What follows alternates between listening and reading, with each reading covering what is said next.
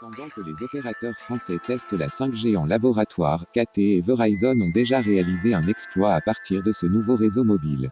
En avril 2017, les deux opérateurs téléphoniques ont en effet testé le tout premier appel holographique en 5G. Un porte-parole de Verizon, basé aux États-Unis, a ainsi pu tailler le bout de gras avec l'hologramme d'un employé de KT, se trouvant quant à lui en Corée du Sud, et vice-versa. Cette prouesse a plus particulièrement été réalisée dans les locaux coréens de KT, en présence du PDG de Verizon, Lowell McAdam, et ce à partir de simples tablettes grand public. Un réseau 5G de 28 GHz a été mis à profit pour conduire ce premier test, rapporte le journal coréen Korea Herald.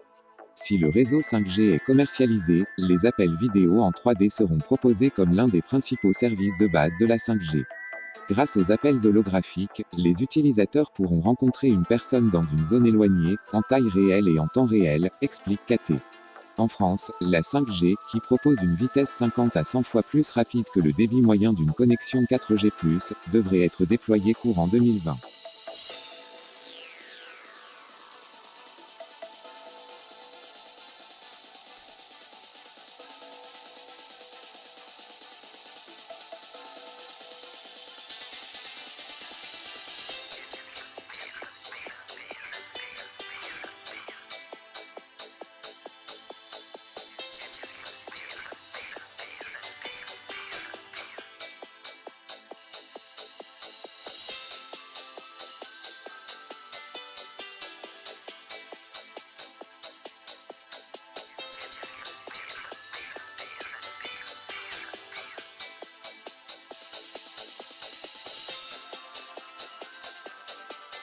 « 2020-2021, l'année du bleu.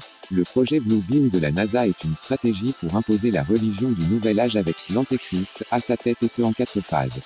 Derrière cette formulation religieuse se dissimulerait un plan scientifique mettant en œuvre des technologies spatiales high-tech.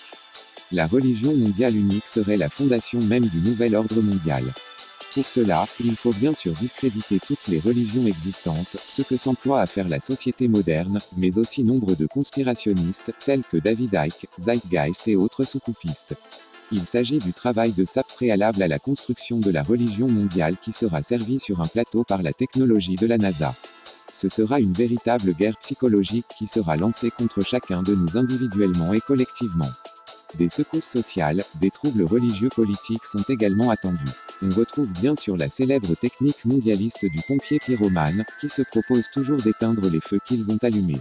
Évidemment, face à tout ce chaos, les mondialistes ont déjà la solution, une religion mondiale déjà dans les cartons, inspirée des divagations de la sorcière H.P. Blavatsky, inspiratrice du New Age, de Zeitgeist, créatrice du Lucis Trust, ex-Luc Fair Trust, agréé par l'ONU.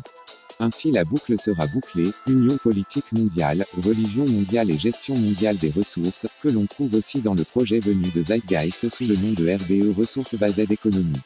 Le projet Bluebeam passe également par une fausse existence extraterrestre qui viendra ajouter encore à la confusion. Il s'agit d'une guerre contre les croyants des anciennes religions, qui devront se soumettre aux nouvelles spiritualités qui, comme le New Age et l'ésotérisme, arrivent à rassembler des croyances hétéroclites et a priori antagonistes les unes ou autres.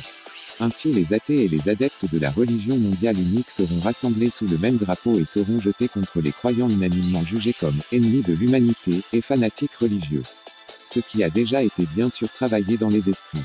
Dans tout ce joyeux bordel, nous serons comme abasourdis, sous le choc, voire la stratégie du choc de Naomi Klein pour comprendre comment cette guerre psychologique est menée depuis tant d'années déjà. Tout cela est finalement cohérent quand on observe qu'un personnage comme Michael Aquino, fondateur de l'église de Satan, est un haut gradé du Pentagone, spécialisé dans la guerre psychologique. Pour conclure, bonne chance à tous et bonne journée.